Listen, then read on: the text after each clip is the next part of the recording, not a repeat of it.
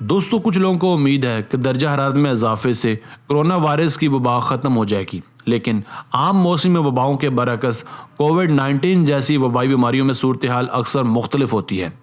اکثر متعدی بیماریاں موسم کے بدلنے کے ساتھ ہی ختم ہو جاتی ہیں۔ مثلاً عام نزلہ زکام جو عموماً موسم سرما کی آمد کے ساتھ ہی پھیلتا ہے مگر موسم گرما میں ختم ہو جاتا ہے۔ اسی طرح نورا وائرس بھی موسم سرما ہی میں اپنے پاؤں جماتا ہے۔ اس کے برعکس ٹائیفائڈ گرمیوں میں سامنے آتا ہے جبکہ خسرہ جیسا مرض گرمیوں میں کم ہو جاتا ہے۔ اسی لیے اس میں حیرت کی کوئی بات نہیں اگر لوگ یہ پوچھ رہے ہیں کہ کیا کووڈ-19 پر بھی موسم کے بدلنے سے کوئی فرق پڑ سکتا ہے۔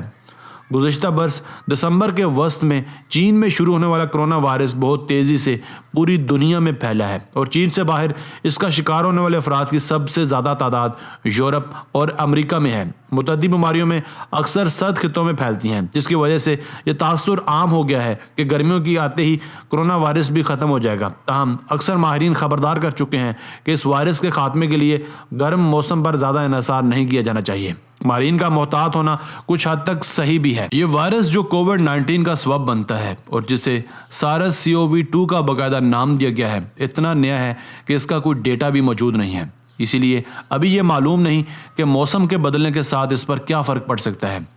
اس وائرس سے ملتے جلتے سارس وائرس پر فوری قابو پا لیا گیا تھا، لہٰذا اس کے بارے میں بھی بہت کم معلومات دستیاب ہیں کہ موسم کی تبدیلی نے اس پر کیا اثرات مرتب کیے تھے، لیکن انسانوں کو متاثر کرنے والے اس جیسے بعض دوسرے وائرس سے کچھ سراغ ملے ہیں جو اس گتھی کو سلجھا سکتے ہیں۔ اسکاٹ لینڈ کی یونیورسٹی آف ایڈنبرا میں متعدی بیماریوں پر تحقیق کے سینٹر سے منسلک کیٹ ٹیمپلٹن نے 10 برس قبل ایک تحقیق کی تھی۔ تحقیق میں معلوم ہوا تھا کہ 3 مختلف اقسام کے کرونا وائرس کا تعلق سردی کے موسم سے تھا۔ یہ وائرس بظاہراً دسمبر اور اپریل کے درمیان لوگوں میں بیماری کا سبب بن رہے تھے۔ یہی رجحان انفلوئنزا میں بھی دیکھنے میں آیا تھا۔ ایک چوتھے کرونا وائرس کے بارے میں یہ معلوم ہوا ہے کہ جو زیادہ تر ایسے مریضوں میں تھا جن کی قوت مدافعت کمزور تھی، لیکن یہ وائرس بہت عام نہیں تھا۔ یہ کچھ ابتدائی نشانیاں ہیں کہ شاید کووڈ-19 میں بھی موسم کے بدلنے سے تبدیلی ہے۔ دنیا بھر میں اس نئی بیماری کا پھیلنا بظاہراً اس جانب اشارہ کر رہا ہے کہ سرد اور خشک موسم اس کی مدد کرتا ہے۔ ایک تازہ تحقیق جو ابھی شائع بھی نہیں ہوئی، دنیا بھر میں ایسے 500 علاقوں کے موسمی حالات کا تقابلی جائزہ لیا گیا ہے جہاں کووڈ-19 کے مریض موجود ہیں۔ یہ تحقیق درجہ حرارت، ہوا کی رفتار، ہوا میں نمی کے تناسب اور کرونا وائرس کے پھیلاؤ کے درمیان تعلق کی جانب اشارہ کرتی ہے۔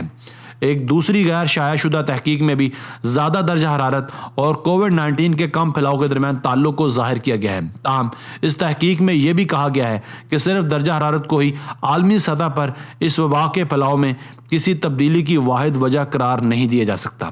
ایک اور غیر شائع شدہ تحقیق میں کہا گیا ہے کہ معتدل یا کم گرم اور سرد موسم والے خطے کرونا وائرس کے لیے سب سے زیادہ مددگار ہیں۔ اس کے بعد خشک موسم والے علاقے آتے ہیں جبکہ ٹراپیکل علاقوں کو سب سے کم خطرہ ہے۔ لیکن یہ اندازہ لگانے کے لیے کہ ایک برس بعد کیا صورتحال ہوگی، تحقیق کار قابل بھروسہ اعداد و شمار کے بغیر کمپیوٹر ماڈلنگ پر انحصار کر رہے ہیں۔ مشکل یہ ہے کہ خطرناک متعدی بیماریاں اکثر عام وباؤں جیسا موسمی رجحان نہیں اپناتی۔